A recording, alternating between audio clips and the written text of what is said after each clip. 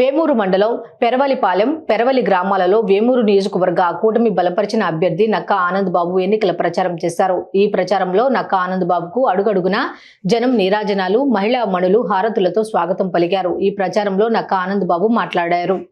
వాడుకున్నాడు తప్ప రెండోది ఏమీ లేదు. ఆయన చేసింది శూన్యం అనే చెప్పాలి. 12 లక్షల కోట్లు అప్పు మిగిల్చాడు ఈ రాష్ట్రానికి. ఇవాళ చంద్రబాబు నాయుడు గారు, జనసేన అధినేత పవన్ కళ్యాణ్ గారి నేతృత్వంలో ఒక విజన్ ముందు చూపుతో రేపు ఆలోచన చేసే నాయకుల యొక్క ప్రభుత్వం రాబోతా ఉంది.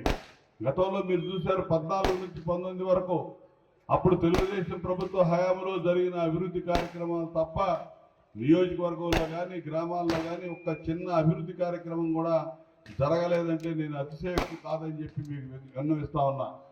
మీరు ఆలోచన చేయండి. ఇప్పుడు కూడా ఈ గ్రామంలో తాగునీటి సమస్య విస్తృతంగా ఉంది. దాన్ని తీర్చుకోవాల్సిన అవసరం ఉంది. రోడ్లు బాగోలేదు, ఒక్క రోడ్డు వేసినటువంటి పరిస్థితి లేదు. ఇవన్నీ కూడా ఈ సమస్యలు అన్ని తీర్చాల్సిన అవసరం ఉంది. రాబోయే రోజుల్లో మరి మీరు ఆలోచన చేయండి. గతంలో 2 సార్లు ఎమ్మెల్యేగా గెలిచాను, మీ అందరూ ఆదరాభిమానాలతో మంత్రిగా పనిచేశాను.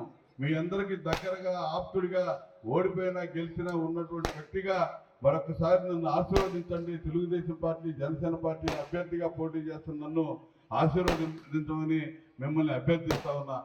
ఏ అవసరానికైనా పిలిస్తే వస్తాను.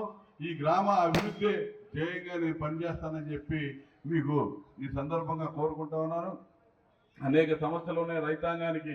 మనంతా రైతాంగానికి 80% వ్యవసాయ ఆధార ప్రాంతం.